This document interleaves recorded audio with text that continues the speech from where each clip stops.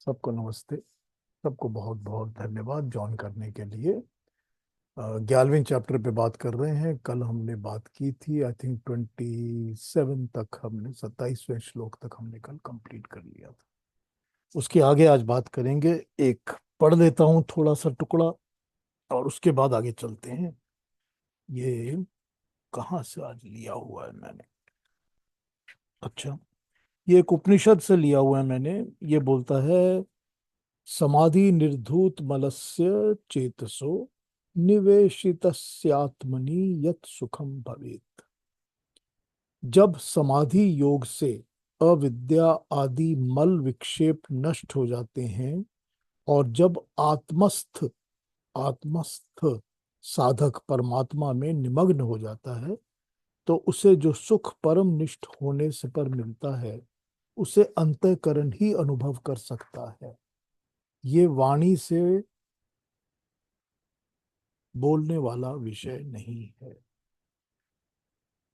ये थोड़ा सा समाधि के ऊपर है, जो कि मैंने अभी आपको पढ़ के बताया कि जो समाधि की अवस्था होती है और समाधि की अवस्था में जो आनंद किसी को मिलता है, किसी को भी जिसको भी आनंद मिलता है, वो समाधि की अवस्था में ही मिलता है और वो परमात्मा से ही जुड़ने पे मिलता है। और आत्मस्थ लिखा है ना, तो जब आत्मा के अंदर स्थिर हो जाता है, आत्मा में स्थिर होना, तो अपनी आत्मा में स्थिर होने पर ही परमात्मा के साथ कनेक्शन हो सकता है। और वो जो सुख और आनंद प्राप्त होता है, वो वाणी से बोलने का विषय नहीं है। अब ये तो हमने योग दर्शन में भी इसी चीज को पढ़ा है। एग्जैक्टली यही बात हमने योग दर्शन में भी पढ़ी है। जब योग दर्शन में समाधि पाद पे हम बातें करते हैं, तो हम योग दर्शन में भी इसी बात को पढ़ते हैं और यही चीज देखते हैं हम योग दर्शन में भी। तो उपनिषद और योग दर्शन एक ही बात करते हैं। यहाँ पर एक रेफरेंस पॉइंट ये ड्रॉ होता है कि हम जो देख रहे हैं कि 11वें चैप्टर में भगवान कृष्ण परमात्मा के स्वरूप का दर्शन करवा रहे हैं और अर्जुन अपनी दिव्य दृष्टि के साथ उस ईश्वर को, परमेश्वर को देख रहा है। तो ये कहा जा सकता है कि एक तरह से वो भी समाधि की अवस्था में है, कि वो भी उस आत्मस्थ हो चुका है, अपने अंदर देख रहा है। उसको दिव्य दृष्टि जो दिखी है ना, मिली है ना, जिससे कि वो ऐसी आंखें मिली हैं जो कि दिव्य शक्ति से, जिनको कि कहा जा सकता है युक्त हैं। तो ये दिव्य दृष्टि वो अपने अंदर देख रहा है, अपनी ही आत्मा में देख रहा है, बाहर देखने की जगह। हालांकि हम उसकी सारी की सारी डिस्क्रिप्शन जो है, जो हम पढ़ रहे हैं, वो सारी की सारी डिस्क्रिप्शन आउटसाइड की है। सारी की सारी आउटसाइड वर्ल्ड की डिस्क्रिप्शन, जैसे कल कल हमने देखा था कि त्रिगुणात्मक प्रकृति की ही सारी की सारी डिस्क्रिप्शन। लेकिन यहाँ ये समझ लेना चाहिए कि उसके बावजूद अगर वो परमात्मा का अनुभव कर रहा है, तो वो अनुभव जो है वो तो उसके अंदर ही होगा। वो बोलने का विषय तो है ही नहीं। वो उसको अपने अंदर ही समझ में आएगा, अंदर ही बैठेगा, तभी अंदर उसको आनंद प्राप्त होगा। क्योंकि परमात्मा का आनंद जो समाधि अवस्था में मिलता है, वो आत्मा के अंदर ही प्राप्त होता है। उसके ऊपर चर्चा वगैरह करने का कुछ होता ही नहीं है, बताने लायक कुछ होता ही नहीं। हाँ जी। कोई आगे बढ़ जाए, अब आज के चैप्टर के ऊपर बातें करें। चलिए, तो हमने अब करना है नंबर 28। तो 28, 29, 30, 31, यहाँ तक तो अर्जुन के वाच चलेंगे, नहीं सॉरी, संजय के वाच चलेंगे, या अर्जुन के वाच चलेंगे, जो अर्जुन भगवान कृष्ण से बोल रहा है। तो आइए आगे बढ़ते हैं। अरुणा जी प्लीज हमसे 28, 29 पढ़ के सुनाइए। जी। यथा नदीनां बहवोऽम्बुवेगास् समुद्रमेवाभिमुखा द्रवन्ति तथा तवामि नरलोकवीरा विशन्ति वक्त्राण्यभिविज्वलन्ति यथा प्रदीप्ते ज्वलनं पतंगा विशन्ति नाशाय समृद्धवेगाः तथैव नाशाय विशन्ति लोकास्तवापि वक्त्राणि समृद्धवेगाः। Thank you Aruna ji, so sweet, very nice. 28, जिस प्रकार अनेक नदियां नदियों के अनेक वेगवान प्रवाह समुद्र की ओर दौड़ते हैं, उसी प्रकार नर लोक के ये वीर योद्धा आपके लपटे उगलते हुए मुख के अंदर प्रवेश हुए जा रहे हैं। जिस प्रकार पतंगे बड़े वेग से अपने विनाश के लिए जलती हुई अग्नि पर झपटते हुए आते हैं, उसी प्रकार अपने विनाश के लिए ये लोग बड़े वेग से आपके मुख में घुसे जा रहे हैं।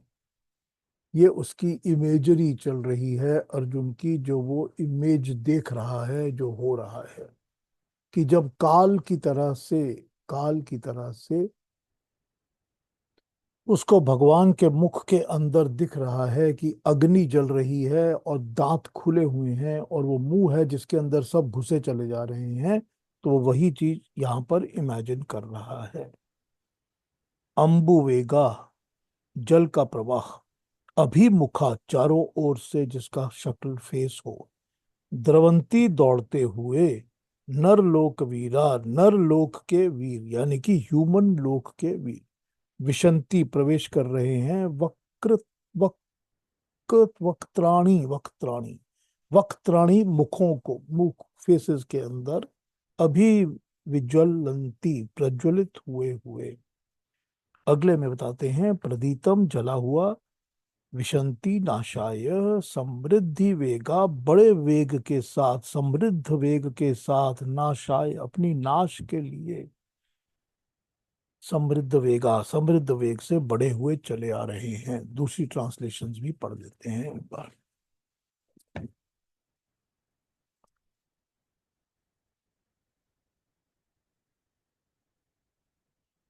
As the myriad streams of rivers rush toward the sea alone, so do those warriors of the mortal world enter your flaming mouth.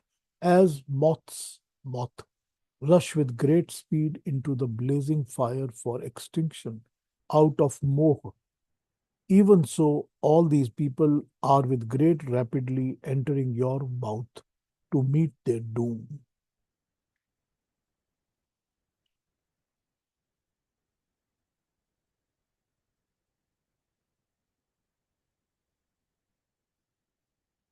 इन्होंने इसको मोह के साथ जोड़ा है, ये मोह के कारण कर रहे हैं।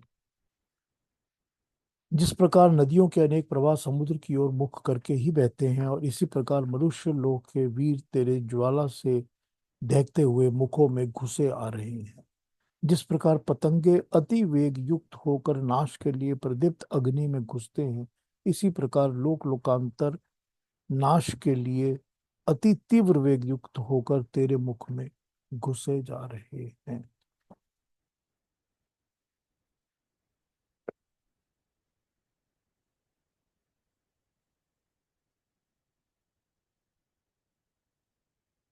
जैसे नदियां दौड़ती हुई समुद्र में समा जाती हैं, वैसे ही ये शूरवीरों के समुदाय आपके प्रज्वलित मुखों में प्रवेश कर रहे हैं।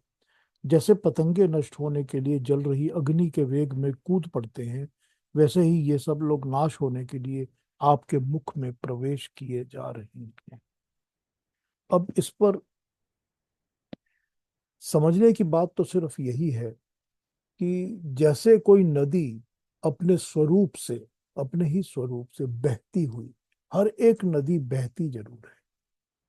कोई खड़ी हुई वाटर बॉडी हो, पानी की बॉडी हो, तो उसको नदी नहीं कहते, उसको नदी नहीं कहते। नदी का बहना जरूरी है, बहेगी तभी नदी होगी। ठीक। तो जैसे नदियां जो बहती हैं, वो अपने स्वरूप से बहती है, वो खुद बहती चली जाती हैं, और उनका वो स्वरूप होता है कि बहते बहते वो समुद्र के अंदर जाके मिल जाए, कि उनको समुद्र में मिलना ही है। ऐसी कोई नदी नहीं होती जो किसी बड़े समुद्र में या बड़े वाटर बॉडी में जाके नहीं अपने आप को विलीन कर देती, अपने आप को कंप्लीट खत्म कर देती उसके अंदर। तो ये तो है ही। अब जैसे ये कहा जाता है कि वो उनका स्वरूप है नदी का, कि बहते बहते वो समुद्र में घुस जाती है, उसी तरह से ये जो सारे के सारे वीर शूर वीर लोग हैं, इतने सारे जो लोग हैं जो यहाँ लड़ाई करने के लिए जमा हुए हैं, ठीक उसी तरह अपने स्वरूप से ये अपनी मृत्यु की तरफ तेरे मुख में घुसते जा रहे हैं, काल के मुंह में समाते जा रहे हैं। ठीक, यही इन्होंने यहाँ पर सिमिली यूज की है। फिर इन्होंने दूसरा सिमिली यूज कर ली जो कि पतंगों की है, कि जैसे पतंगे होते हैं और वो किसी दीप के आगे या मोमबत्ती पे या प्रदीप पे या लाइट के आगे जाके अपने आप को बड़े मोह से, अट्रैक्शन के साथ, ऐसा भी नहीं है कि उनको रिपल्शन है कि वो जा नहीं रहे, हम धक्का लगा रहे हैं उनको, ऐसा नहीं है। बड़े मोह से जा रहे हैं, अपनी अट्रैक्शन के साथ जा रहे हैं। उनको पता है कि वहां जाएंगे तो जल के समाप्त हो जाएंगे, खत्म हो जाएंगे, मगर वो जा रहे हैं, उनको वो मोह बांधे हुए है कि तुम आओ, तुम्हारा विनाश होने वाला है, फिर भी तुम आओ। वैसे ही ये सारे लोग, अब इसमें जब हम सेकंड श्लोक पढ़ते हैं 29 वाला, तो हमको एक चीज का और इसमें ध्यान आता है कि इसमें ये चीज यूं भी समझ में आ सकती है कि जो भी लोग अपने कर्मों को जैसे भी कर रहे हैं, और जिन कर्मों को भी वो मोहवश करते रहते हैं, कि उनको मोह है कि मुझे ये कर्म करना ही है, चाहे जो भी हो, और मोह के साथ किया कर्म कभी भी अक्लमंद या इंटेलिजेंट कर्म नहीं हो सकता। ये हम पहले पढ़ चुके हैं, पहले हम सुन चुके हैं, भगवान कृष्ण कह चुके हैं कि बुद्धि जो होती है वो होती है जो मोह रहित होती है, जिसमें मोह का बंधन ना हो, तभी बुद्धि ठीक काम करती है। तो जो मोह के साथ बंधे हुए काम कर रहे हैं, कि जो कोई भी काम ऐसा कर रहे हैं जो कि करना ही है मुझको, तो चाहे मैं मर जाऊं, यही है ना पतंगे के साथ इसका इक्वेशन जो किया है इन्होंने। Even though I know what the ultimate is और what the thing can happen to me, but मैं ये करूंगा क्योंकि ये मेरा मोह है, मेरी अटैचमेंट है, ये मेरा अट्रैक्शन है, मैं उसी को करूंगा। तो हम ये देख लीजिए कि अपनी जिंदगियों में हम देखते हैं कि जो लोग इस तरह मोह से बंध कर चलते रहते हैं, अपने विनाश की ओर बहुत स्पीड से चलते जा रहे हैं। अपने खत्म होने पर, अपने विनाश होने पर बड़ी स्पीड के साथ, अच्छी गति के साथ फ्लो करते जाते हैं, एकदम कॉन्स्टेंटली फ्लो होते होते जाके काल के मुंह में समा जाते हैं। परमात्मा के मुंह के अंदर जो अग्नि जल रही है, उस आग के अंदर जाके भस्म हो जाते हैं। ठीक, यही यहाँ पर बताया गया है, यही यहाँ पर सिमिलीज ड्रॉ की गई हैं, जो कि भगवान कृष्ण के साथ अर्जुन जो बता रहा है, उसको जो समझ आ रहा है, वो देख रहा है इस बात को कि इसी तरह से होता है। वैसे भी तो हम जितने भी प्राणी हैं जो इस दुनिया में जन्मे हुए हैं, जिन्होंने भी इस संसार में जन्म लिया है, जो भी यहाँ पर पैदा हुए हैं, चाहे वो हम और आप या प्राणी है, और चाहे वो कोई भी और जड़ वस्तु है, कोई भी ऐसी जड़ वस्तु जो यहाँ पर जन्मी है या पैदा हुई है, पेड़ पौधे, पहाड़, नदियां, सब कुछ, सब कुछ, सब की कोई उम्र है, किसी की न किसी एज पर आके उन सब ने अपने विनाश को प्राप्त करना है, उनका भस्म हो जाएंगे, खत्म हो जाएंगे। वो भी तो इसी तरह जैसे टाइम निकलता जा रहा है, एक एक सेकंड जो क्लिक होता जाता है, हम आगे ही बढ़ते जाते हैं, हम पीछे तो हट ही नहीं सकते। हम 40 साल की उम्र के हो गए हैं, तो हम 2-4 दिन बाद 36 के हो जाएंगे, ऐसा तो हो नहीं सकता ना। हम तो आगे ही बढ़ रहे हैं ना, चाहे कुछ भी हो जाए, आगे ही बढ़ रहे हैं ना। जो मकान बना हुआ है वो भी तो अगले दिन कहेंगे कि आप ये 2 साल पहले बना था, आप कहेंगे आप 5 साल पहले बना था। ये तो हो नहीं सकता कि 5 साल के बाद कहेंगे नहीं जी ये 1 साल पहले ही बना है। ये तो दिस नॉट पॉसिबल, फीजिबल तो है नहीं ये। तो हर एक वस्तु जो है वो अपने अपने अल्टीमेट की तरफ उस तरह बहती रहती है, जिसके अंदर उसका अपना कंट्रोल नहीं होता। जैसे कि वो नदी बहती रहती है, उसका कंट्रोल नहीं होता नदी का कि मैं रुक जाऊं, कहीं ठहर जाऊं। वो कहीं ठहरती नहीं है, वो बहती चली जाती है, समुद्र की गोद में समा जाती है। बस उसी तरह हम चाहे मोहवश समझ जाएं या चाहे प्रकृति को समझ जाएं, चाहे अपना स्वरूप समझ जाएं कि हमारा यही है, ऐसा ही होना है। हर चीज, हर वस्तु का, वो सब कुछ परमात्मा के शासन में, परमात्मा के कंट्रोल में ऐसे ही चल रहा है कि वो सब उसके अपने अपनी आयु को जल्दी जल्दी से जल्दी पूरा करके उस काल के मुंह में चले जाने के लिए व्याकुल है। ये यहाँ पर एक सिमिली बनाई गई है भगवान कृष्ण की, जो स्वरूप अर्जुन देख रहा है उस स्वरूप से। ठीक है, अगले दो श्लोक भी पढ़ लेते हैं, नंबर 30 और 31। ये अर्जुन की बात खत्म हो जाएगी, फिर भगवान कृष्ण की बात स्टार्ट होगी, तब 30 और 31 पढ़ के आगे विवेचन करते हैं। ठीक है, अरुणा जी पढ़ दीजिए जरा हमको 30 और 31। लेलीयसे ग्रसमानः समन्ताल् लोकान् समग्रान् वदनैर्ज्वलद्भिः तेजोभिरापूर्य जगत् समग्रम् भासस्तवोग्राः प्रतपन्ति विष्णु आख्याहि मे को भवानुग्ररूपो नमोऽस्तु ते देववर प्रसीद विज्ञातुमिच्छामि भवन्तमाद्यन् न हि प्रजानामि तव प्रवृत्तिम्। Thank you very much, very very nice, बहुत अच्छा। पहला श्लोक नंबर 30 कहता है, आप अपने धड़कते हुए मुखों से सब दिशाओं से, सब लोकों से निगलते हुए जीव चाट रही हैं। हे विष्णु, आपका उग्र प्रकाश समग्र जगत को तेज से भरपूर कर रहा है और उसे झुलसा रहा है। आप मुझे बताइए कि इतने उग्र रूप वाले आप कौन हैं। हे देवताओं के श्रेष्ठ, मैं आपको नमस्कार करता हूँ, प्रसन्न होइए। मैं जानना चाहता हूँ कि आप जो आदि पुरुष हैं वो कौन हैं।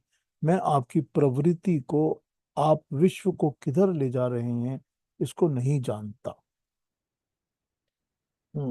ले ली से, जीभ से चाट रहे हैं, ले ली से। ग्रस माना ग्रसते हुए, एक मुंह में ग्रास डाल के उसको ग्रसते हुए, चारों ओर से समन्तातः, लोकान लोकों को, समग्रान सारे, वदन वदनई वदनई मुखों से। वदन, जो वदन होता है ना, उसका मतलब होता है मुख। हम लोग के यहाँ नाम होता है ना चंद्र वदन, तो जो चंद्र वदन होता है उसका मतलब होता है जिसकी शक्ल, मुख चंद चांद के जैसी हो, तो उसको हम चंद्र वदन कहते हैं। तो यहाँ जो लिखा है ना, वदनई मतलब मुखों से, ज्वलद भी जलते हुए, तेजो भी तेजों से, आपूर्या भर के, समग्रम सारे, भास, यहाँ पर भास है, आभा प्रकाश, भासता है जो, वो जो भासता है, भास जो होता है वो भानु के साथ उसको मिलाया जाता है। भास मतलब सूरज, भानु जिसको सूरज को भानु कहते हैं। तो भानु इसीलिए कहते हैं क्योंकि वो भासता है। भासने का मतलब होता है बहुत ज्यादा प्रकाश, बहुत ज्यादा अग्नि, बहुत ज्यादा रोशनी जो देता है, उसको हम भानु कहते हैं या भास कहते हैं। भास रहा है कि वो भासता है। और प्रतपंती, तपाता है, तपा भी रहा है और रोशनी भी दे रहा है और तपा भी रहा है। तो ये प्रभु के मुख को वो, भगवान के मुख को वो, जहां पर यहाँ पर वो हे विष्णु कहते हैं, विष्णु को एड्रेस करते हैं, या कृष्ण को विष्णु कह के एड्रेस कर रहे हैं। तो यहाँ पर वो उसके सूरज की तरह के फेस को देख रहे हैं, जो कि भास भी रहा है, रोशनी भी दे रहा है और तपा भी रहा है, जला भी रहा है। ये वो दिखा रहे हैं यहाँ पर। अगले श्लोक में जो इन्होंने कहा है कि आख्या ही, ये बताओ, आख्या, आख्या पंजाबी में हम कहते हैं आखो। आखो मतलब कहिए, बोली। तो जैसे पंजाबी में कहते हैं ना आखो, आखो मतलब हाँ जी बोलिए। उसी तरह से ये आख्या ही संस्कृत का वर्ड है, मतलब बोलिए, बताइए। हे भगवान, उग्र रूप वाले जो आप हैं, विज्ञातुम, मैं जानने के लिए इच्छुक हूं कि प्रसीदम, आप देवों में श्रेष्ठ, प्रसीदम खुश, प्रसन्न कैसे होंगे, मैं उसको जानना चाहता हूँ, उस प्रवृत्ति को जानना चाहता हूँ। ये इन्होंने 31 में बताया। दूसरी ट्रांसलेशंस भी देख लेते हैं, आइए।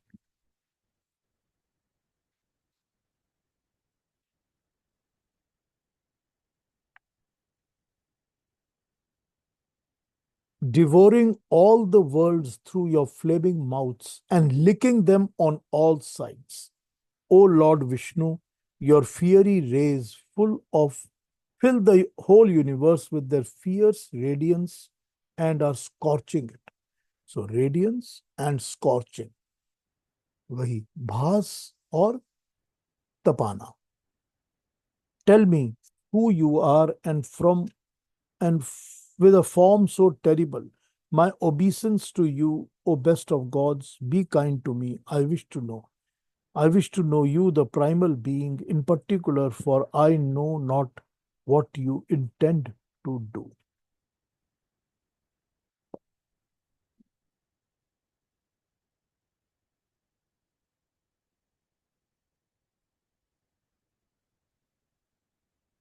हे सर्वव्यापक प्रभु, आप अपने जलते हुए मुखों के समान लगने वाली अग्नि आदि प्रलय साधनों के द्वारा सब लोगों को ग्रसते हुए सब ओर से चाट रहे हैं। आपकी भयंकर दीप्तियां प्रकाश अपने तेजों से संपूर्ण संसार को पूर्ण करके उसे तपा रही हैं। हे देवेवर, मुझ पर प्रसाद कीजिए, आपको नमस्कार है। आप इस प्रकार के उग्र रूप वाले कौन हैं? आप मूल रूप में कौन है, ये जानना चाहता हूँ। मुझे आपकी था नहीं मिल रही, किनारा नहीं मिल रहा।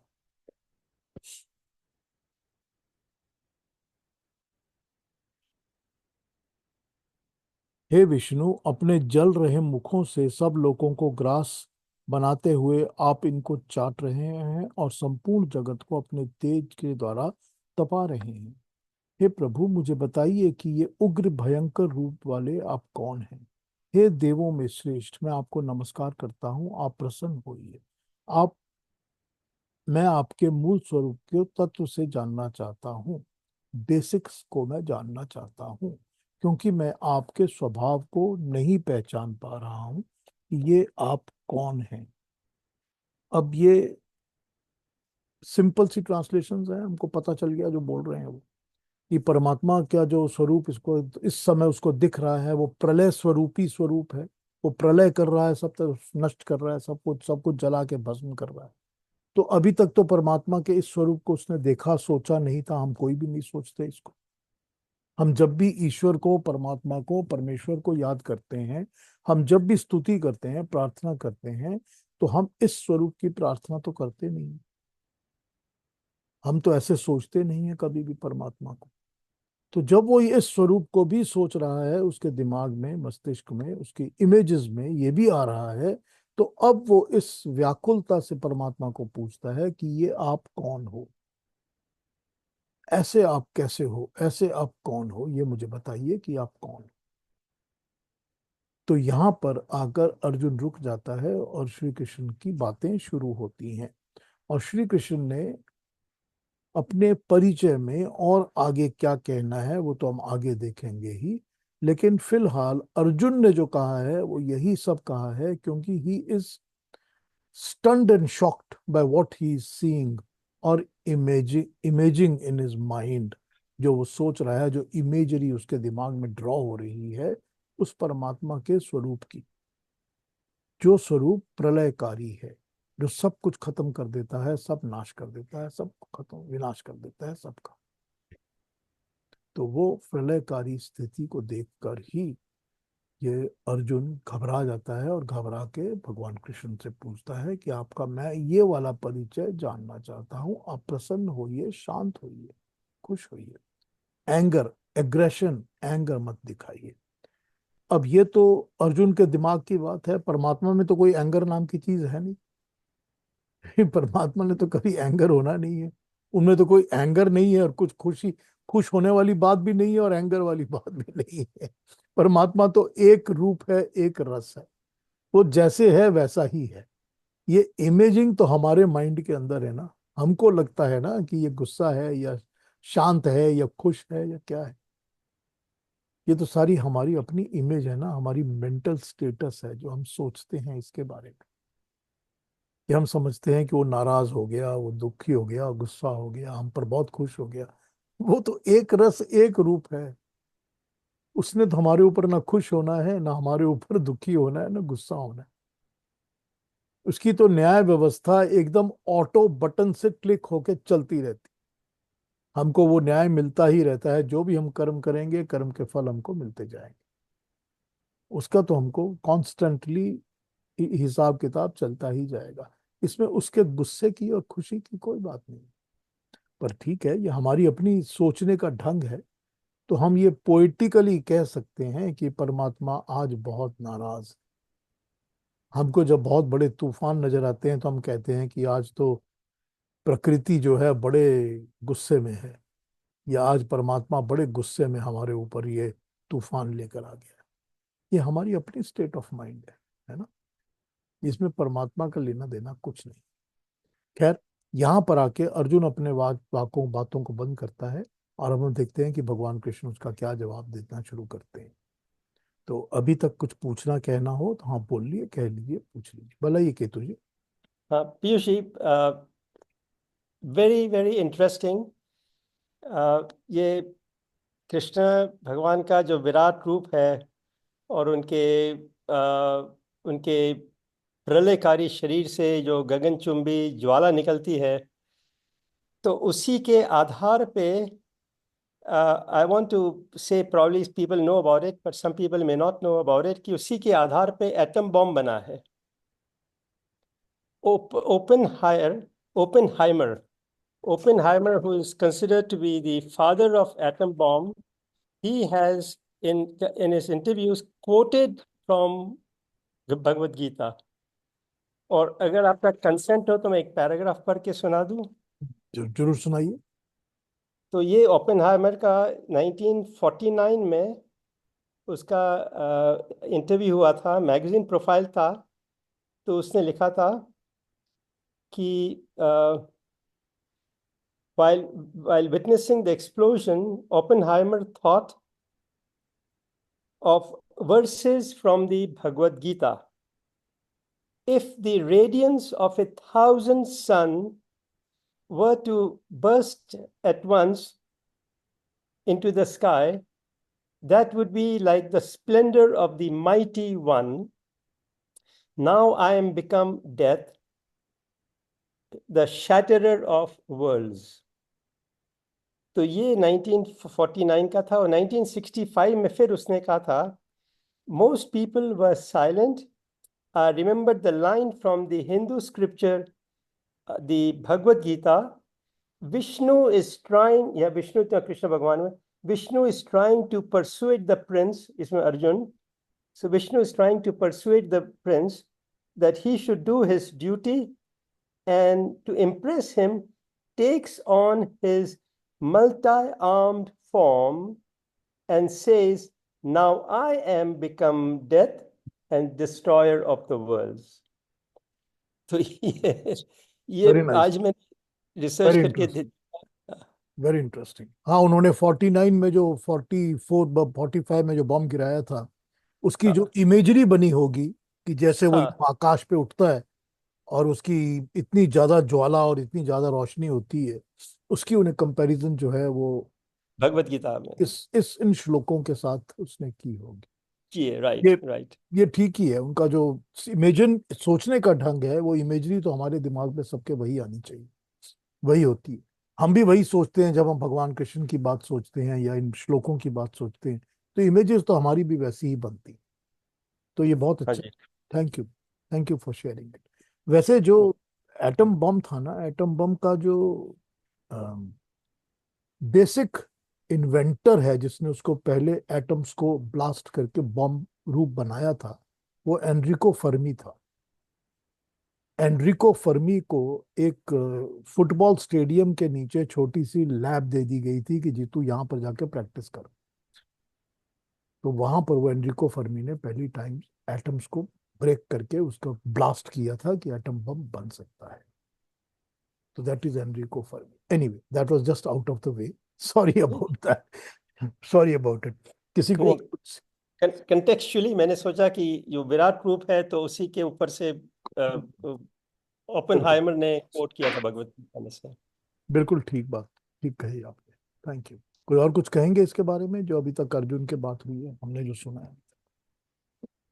Anybody wants to make a comment before we move? Enrico Fermi की इंस्टीट्यूट है ना शिकागो में। हाँ, बिल्कुल।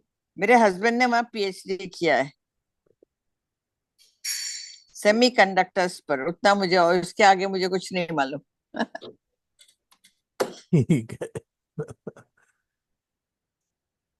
और कोई कुछ बोलेंगे? एक पूछना था ऋषि हाँ जी। कि ये आप जो नदी की जो व्याख्या और एग्जाम्पल बता रहे थे, तो ये तो कौरवों को मालूम हाँ, मालूम ही था कि वो तो मरने वाले हैं। वो मालूम ही था ना। किसको मालूम होता है कि मैं मरने वाला हूँ? कौन कौन ऐसा योद्धा होता है जो कि गलत भी काम करता है, लोगों को अटैक कर रहा है, मार रहा है, वो कब समझता है कि मैं मरने वाला हूँ? मैं मारने वाला हूं ये उसको पता होता है कि मैं इन सबको मार डालूंगा, ये सबको पता है। मैं भी मर हम्म। जाऊंगा या मैं मरने वाला हूं ये कौन सोचता है? ये तो सोचता ही नहीं है कोई। अगर ये सोचता होता तो थोड़ी ना लड़ाई में आके इस तरह गलत काम करता और गलत काम करके लड़ाई पे आके खड़ा हो जाता।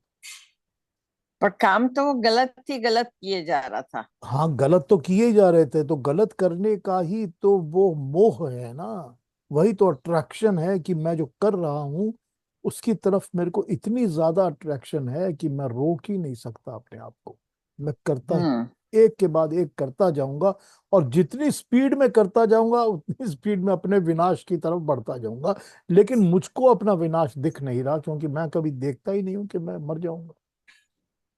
उसकी नफरत इतनी सारी ज्यादा थी पांडवों की तरफ कि वो मरते मरते भी अश्वत्थामा को भेजता है कि 5 पांडवों को मार के ला।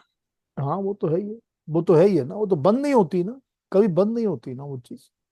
यही तो है ना जो चीज उसको आग की तरफ खींच के ले जा रही है, जो बंद नहीं होती उसके अंदर कभी भी।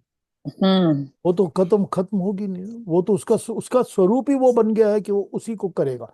तो अब यहाँ पर जब भगवान कृष्ण जस्टिफाई करके बता रहे हैं कि ये तो सब मरने वाले हैं और ये सब मुख के अंदर समाएंगे, आग के अंदर समाएंगे, तू जैसे ओपन हाइमर ने अपने पैराग्राफ पे लिखा है कि तू अपना कर्म कर। हम्म। ये डेथ और डिस्ट्रक्शन का काम मेरा है, परमात्मा का है।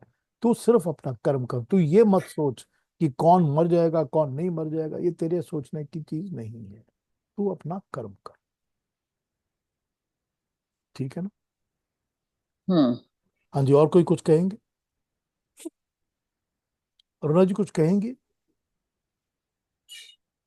जी, मुझे एक पूछना था। आपने जो नदी का वेग या पतंगा जिस तरह से अ, अग्नि पे लपेटता है, इनके बारे में जो आपने कहा वो एक अलग ही आपने एस्पेक्ट दिखा दिया। बहुत बहुत धन्यवाद उसके लिए। ये मेरे कभी मन में ही भी नहीं आया था कि हम अ, एक हमारे जो कर्म या लोग अ, विनाश की तरफ कैसे जाते हैं।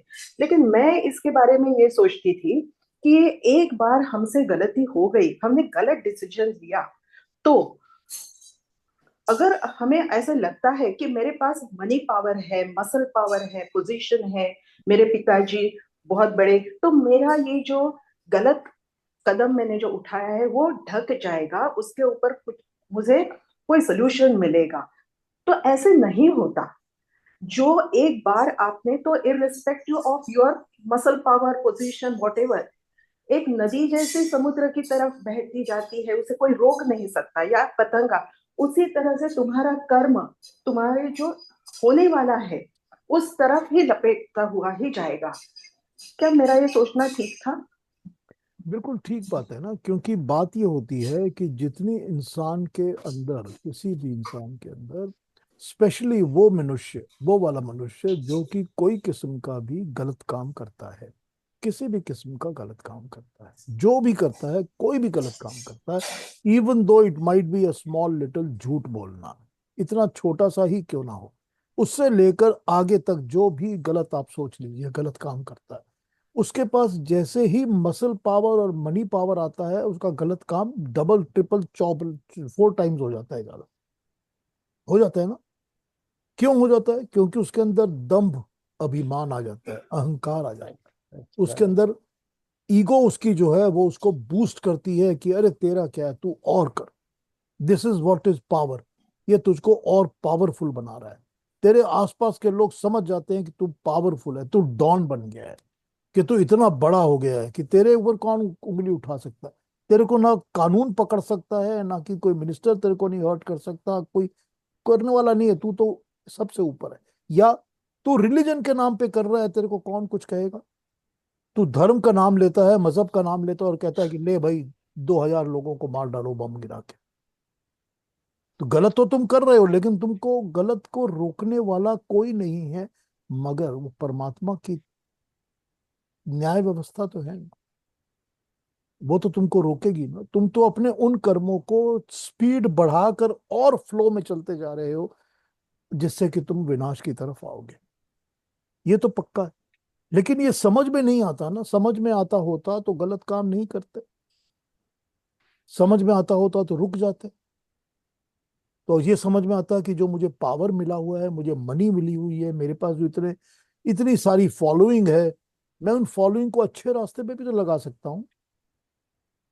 मैं अपने धन को, अपने पैसे को, पावर को भी तो अच्छे काम पे लगा सकता हूँ ना। वो सोचे तो, वो तो मैंने सोचा नहीं।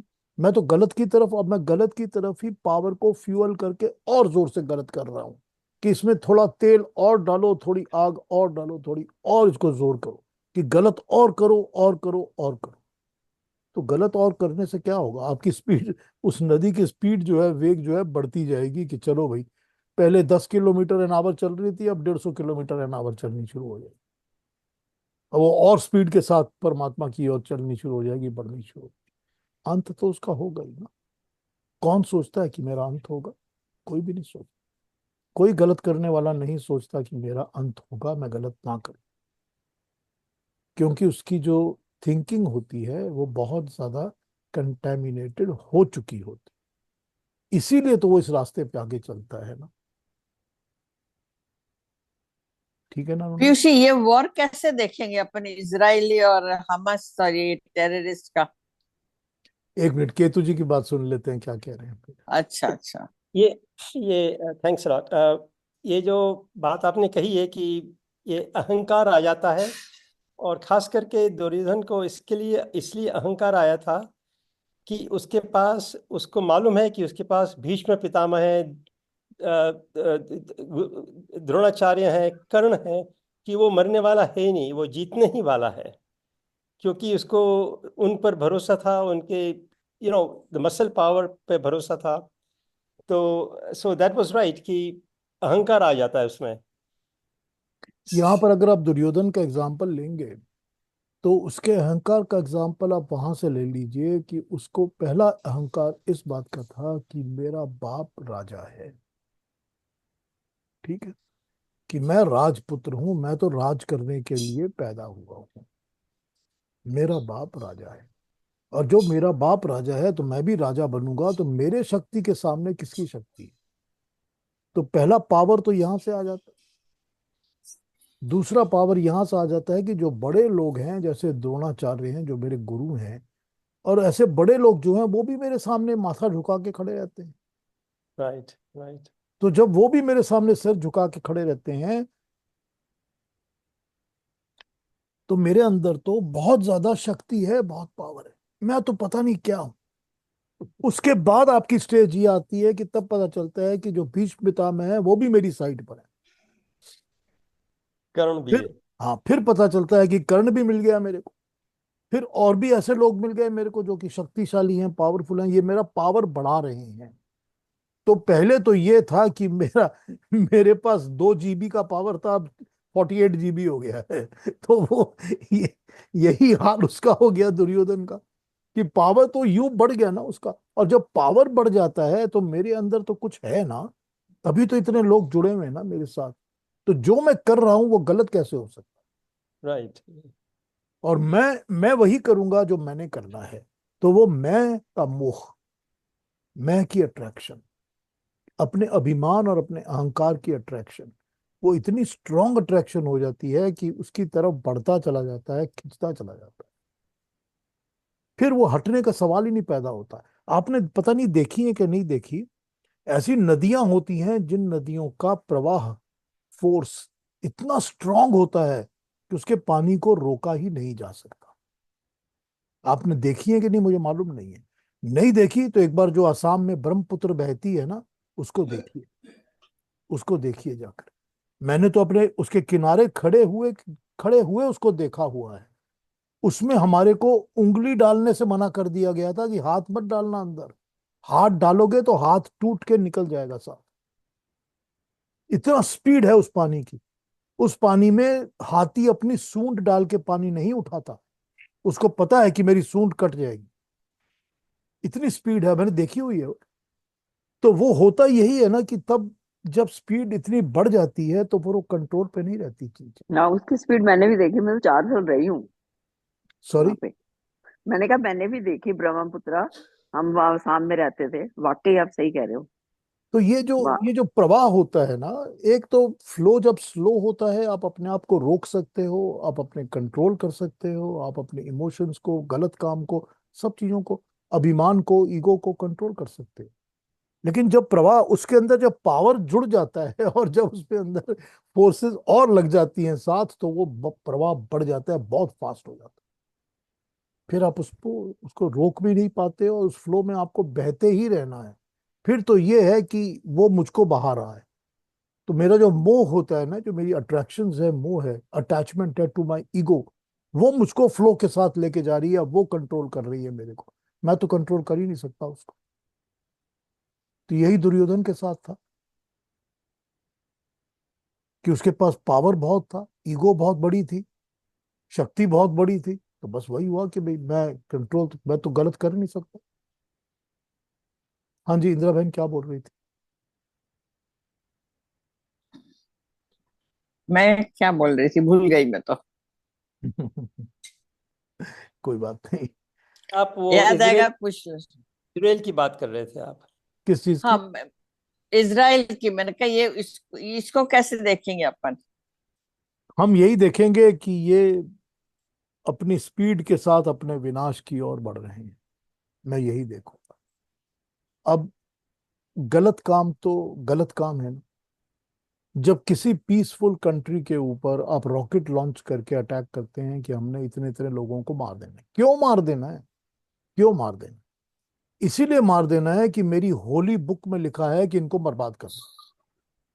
कब लिखा था? हम्म। 1400 साल, 1500 साल पहले लिखा था कि इस ट्राइब हम्म। को खत्म कर दो, तो तुम्हारा ऊपर काम पक्का हो जाएगा। अब उस हम्म। चीज को 1500 साल बाद तो चाहिए था ना कि सोच समझ के उसको। दुनिया तो आज बदल चुकी है। आज इक्वेशन हो गया सब कंट्रीज का। एक यूनाइटेड आपने फोर्स फॉर्म कर ली है कि सबको पीसफुली रहना चाहिए। रहते नहीं है दूसरी बात है, लेकिन रहना हम्म। चाहिए।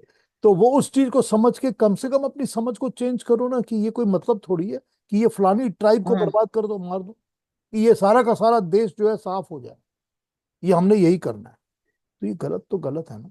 और फिर गलत की भी तो कोई सीमा होती है ना। मैं आपको क्या बताऊं, मैं सोच नहीं सकता हूँ। जब इन्होंने पहली बार अटैक किया था, हमास वालों ने इसराइल के ऊपर, और उनके लोगों का एबडक्ट किया था, किडनैप किया था, हम्म। एक छोटे से बेबी को माइक्रोवेव के अंदर डाल के टोस्ट कर दिया उन्होंने। अयो। आप सोच सकते हैं इस एक्शन को, कि कोई इंसान, ह्यूमन बीइंग ऐसा कर सकता है? आप सोच सकते हैं?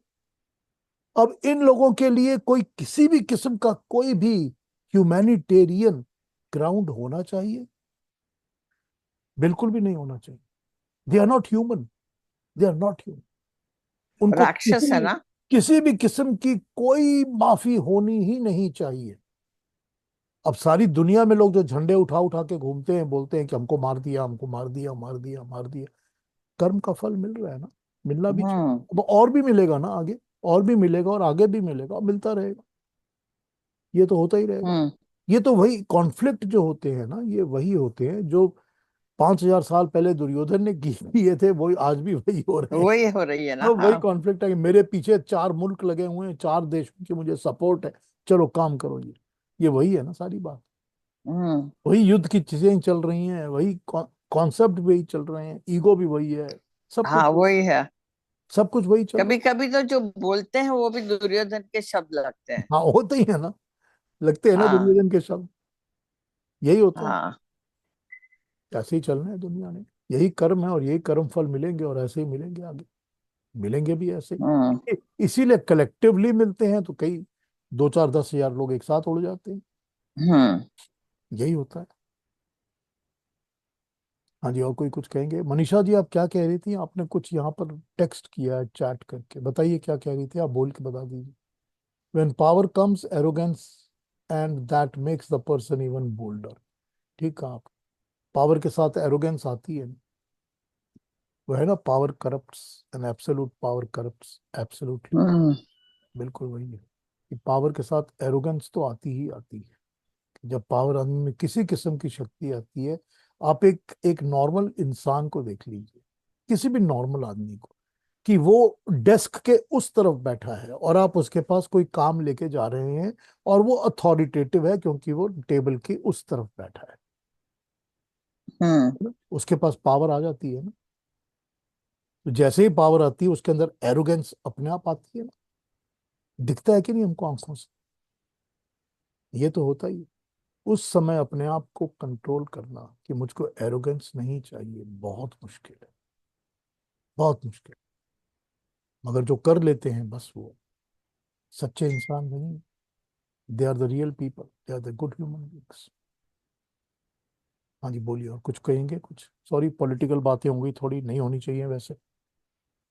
अभी तो टाइम है हमारे पास, श्लोक पढ़ लें अगला, कि कुछ और बात करनी है, बातें करनी है?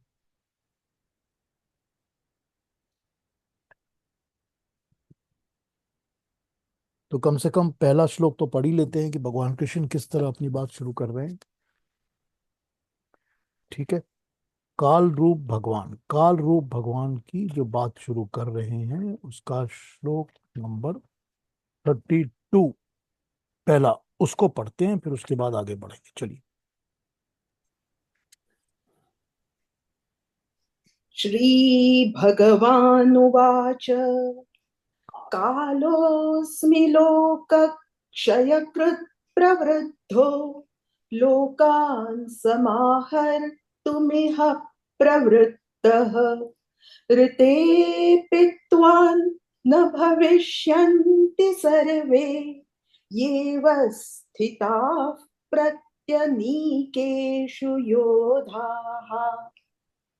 श्री भगवान कह रहे हैं, मैं लोकों को यक्ष कर देने वाला काल हूं। मैं विशाल रूप धारण कर गया हूं, लोकों का संहार करने में प्रवृत्त हूं, लगा हुआ हूं। अर्जुन ने पूछा था कि आपकी प्रवृत्ति क्या है, आप किस बात में प्रवृत्त हैं? उसका उत्तर दे रहे हैं कि मैं लोगों का संहार करने में प्रवृत्त हूं। तू हो ना हो, तो भी सेनाओं में जो योद्धा गण खड़े हैं, ये सब बच के रहने वाले नहीं हैं, ये सब नष्ट हो जाएंगे। इस पर थोड़ी सी कमेंट्री पढ़ूंगा आपके लिए, और वी विल वो वर्क ऑन इट, तो थोड़ी देर में बताता हूं आपको। काल, मैं काल हूं, काल अस्मि, मैं काल हूं, को लोक क्षय कृतम, लोकों का क्षय करने वाला, उस तरफ मैं बढ़ा हुआ हूं। बाकी ट्रांसलेशन पढ़ता हूं, फिर इस पर वापस आ जाऊंगा। नंबर 32 का।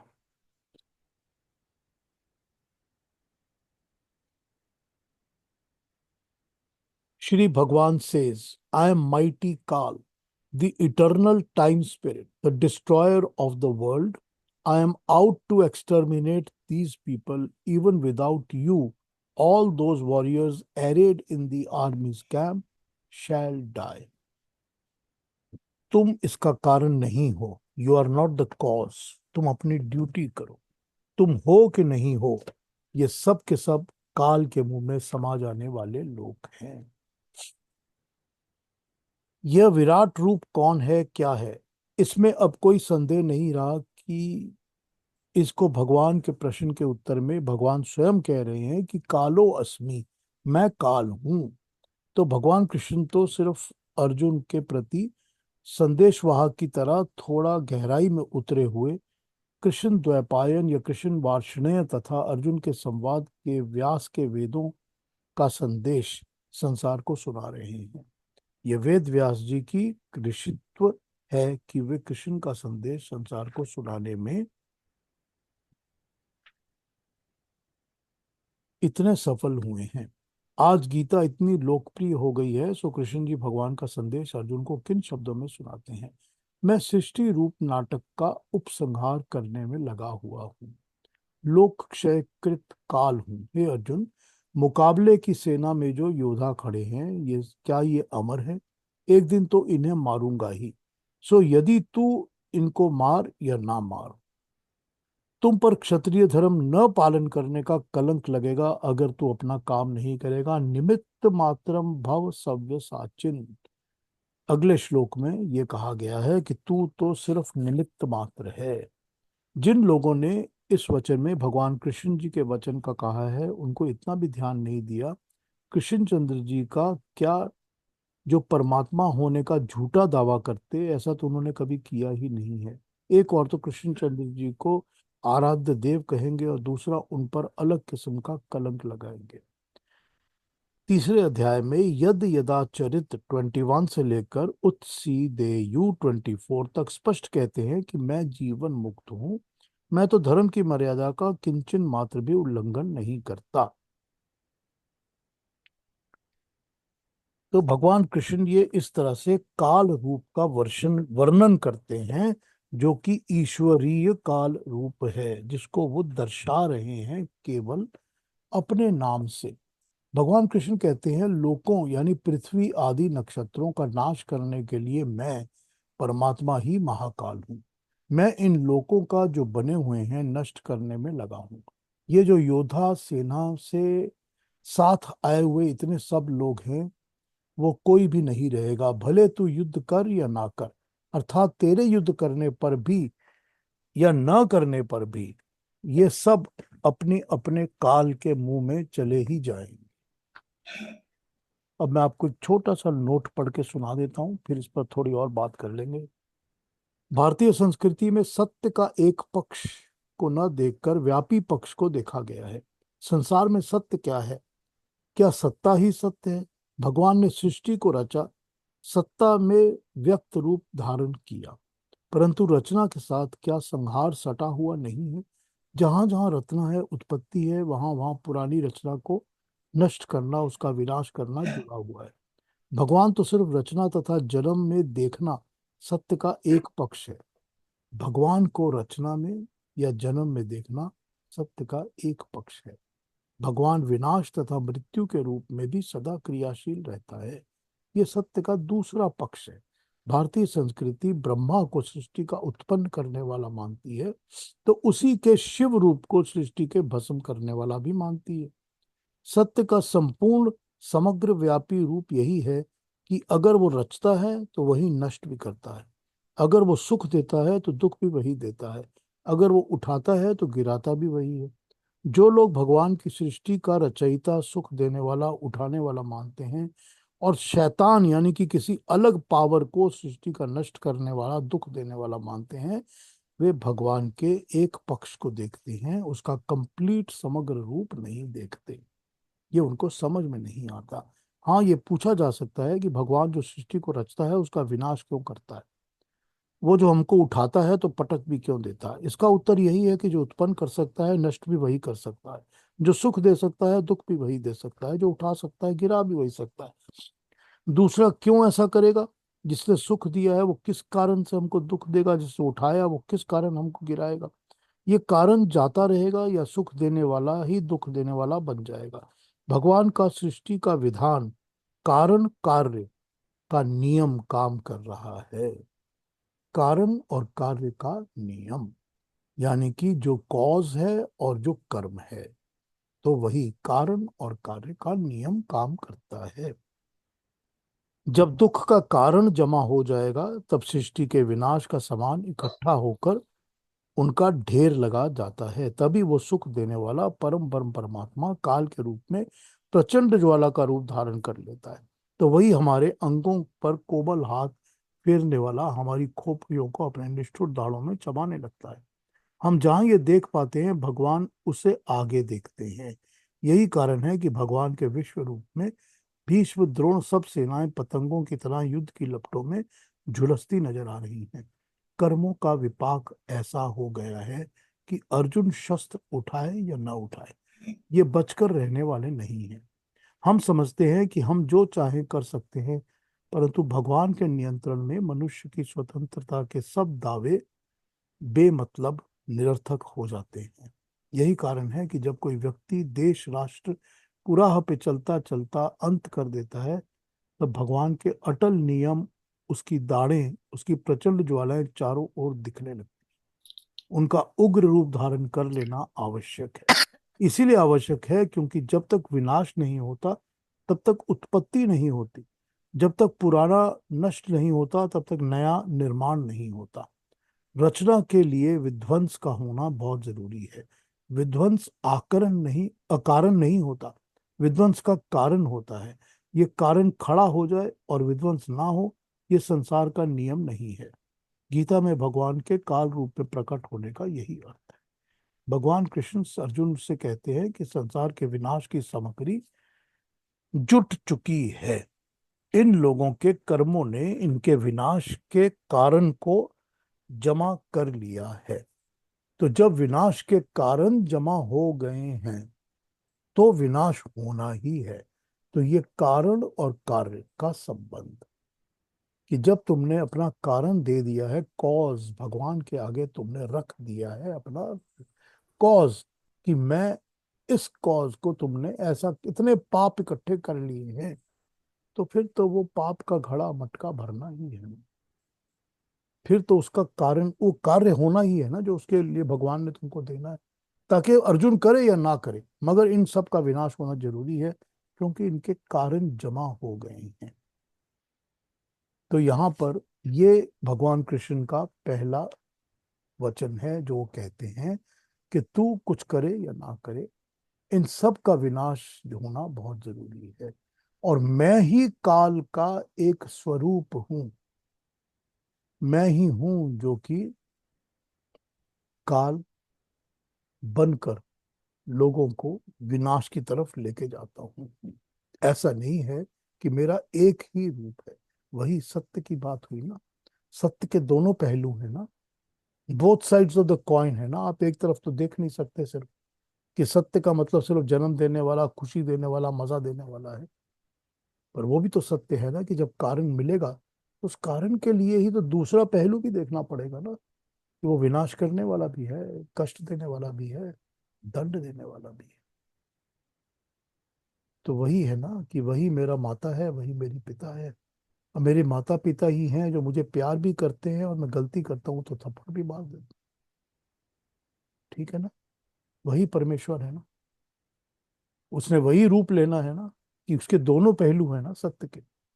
उसको डिसिप्लिन भी करना है हमारे को, हमारे कर्मों की सजा भी देनी है, और हमको हमारे कर्मों का पुरस्कार भी देना है, अवार्ड भी देना है। ठीक है, तो कुछ बताइए अब आपको इस लास्ट श्लोक के बारे में कोई बात करनी हो। भगवान अर्जुन ने अपने भगवान कृष्ण ने अपनी बात शुरू की है 32 पर, तो बात करिए, नहीं तो फिर अगले हफ्ते हम 33 से शुरू करेंगे। और इस पर अगर दोबारा समझना होगा तो मैं फिर से पढ़ के बता दूंगा या सुना दूंगा। हाँ जी, कोई कुछ कहेंगे? Any comments, any questions? Piyush ji, आखिरी में आपने जो पढ़ के सुनाया, उससे बहुत कुछ समझ में आया। Thank you. पढ़ के सुनाया इसीलिए, इसीलिए पढ़ के सुनाया कि समझ में आ जाए। Thank you. Cause and effect की बात हुई ना यहाँ। कॉज एंड इफेक्ट, बिल्कुल बिल्कुल, कार्य कारण, कॉज एंड इफेक्ट। हाँ जी, और कोई बात? बहुत अच्छा पीयूष जी, मैं कल यही पढ़ रही थी मैं वो जो योगेश्वर कृष्ण है वो यही क्वेश्चन पूछ रहे थे, जैसे कि भैया एक क्यों हम, मैं नहीं लड़ाई करना चाहता, तो उसको वो उत्तर देते हैं कि ये तेरा धर्म है, तुमको करना है, तुम क्षत्रिय धर्म के हो तो इसलिए तुमको युद्ध करना ही है, तुम्हारे ना करने से वो तो मरे हुए हैं पहले से ही। तो वो जो सोल्जर फ्रंट पे खड़ा है और कहता है कि मैंने तो लड़ाई करनी नहीं, फायरिंग कर करनी नहीं, तो उसका तो हाँ कोर्ट मार्शल हो जाता है ना, होता है ना, हाँ उसकी सजा होती है ना उसको। बिल्कुल। उस कर्म का तो उसको कलंक मिलेगा ही मिलेगा ना। अगर वो कर्म अपना नहीं करेगा तो उसका कलंक तो उसको मिलेगा, उसको सजा मिलेगी ही मिलेगी। तो तू कर या ना कर, पर ये तो मरेंगे जो सामने बैठ खड़े हैं सारे के सारे। एक टाइम में मतलब अर्जुन के पास भी ईगो, तो अहंकार और ईगो आ ही गई थी। हाँ, अहंकार भी थी, नासमझी भी थी। बिल्कुल, जो भी था उसके अंदर भी आ गई थी। बिल्कुल बिल्कुल बिल्कुल। अर्जुन तो कुछ खैर वो दुर्योधन तो कुछ देखना ही नहीं चाह रहा था। हाँ, वो तो अपनी ईगो से अंधा हुआ था ना। नहीं नहीं, बिल्कुल। बाप बाप आंख से अंधा था, वो अकल से अंधा था। सही है। ईगो में हो गया था ना। हाँ। ठीक बात है। हाँ जी, और कोई बात? अरुणा जी कुछ कहेंगी क्लोजिंग? पीयूष जी, बहुत बहुत अच्छा लगा। कल मैंने जैसे कहा कि आजू बाजू की जो घटनाएं, युद्ध के बारे में भी आपने बताया, वो बहुत क्लैरिटी से अभी हम सोच सकते हैं। तो ये जो हम विवेचन करते हैं, इससे हमें बहुत इस तरह से लाभ होता है कि प्रैक्टिकल जिंदगी में भी हम एक प्रॉपर वे से हम इनके बारे में सोच सकते हैं। और दूसरी बात जो अभी आपने कही कि कर्म का जो सिद्धांत है वो तो खरा ही उतरता है, कभी उसको ऑप्शंस नहीं है। और परमात्मा is a very strict task master, वो कभी उसमें कंसेशंस नहीं देता। यही चीजें हमारे ध्यान में आ गई है। ये कॉज एंड इफेक्ट, कार्य कारण और कर्म फल, धर्मफल। ये तो कभी अटूट ऐसे लॉज हैं दुनिया के, सृष्टि के, क्रिएशन, परमात्मा के रूल हैं। इन्हीं को तो हम रित कहते हैं ना। जी। यही तो रित होते हैं ना। ये तो कभी बदल पलट ही नहीं सकते, no matter where you go and where you live and what you do. ये तो किसी भी धर्म के लिए है। कहीं हुक धर्म का तो कोई मतलब ही नहीं है ना इससे। मतलब कोई मतलब ही नहीं है। हर इंसान के लिए ये तो है। क्रिएशन बनती ही है, हर प्राणी के लिए है ना, हर एक के लिए। कॉज एंड इफेक्ट और कार्य कर्म और कर्म फल तो सबके साथ है। कार्य कारण कर्म फल और कर्म। और जैसे शनिदेव कहते हैं ना कि मैं तो सिर्फ कर्म फल का की तरफ देखता हूँ अपने, तुम कर्मों की तरफ देखो अपने। ठीक बात। सबको नमस्ते, मैं आरती के कृष्णा, लिए जा रही हूँ। आप बड़े सुंदर चलिए, लग रहे थे जय कल, माता बहुत दी। प्यारे लग रहे थे। ओ थैंक यू। आप हम बोल रहे थे और आप सुन ही नहीं रहे कल थे। भी कहा था, आपने सुना नहीं।